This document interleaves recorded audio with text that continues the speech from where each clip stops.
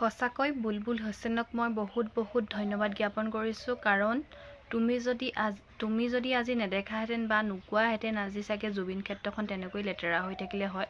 তোমাৰ কাৰণে আজি জুবিন ক্ষেত্ৰখন সুন্দৰভাৱে গঢ়ি তুলিছে। বহুত থেংক ইউ মোৰ ফালৰ পৰা।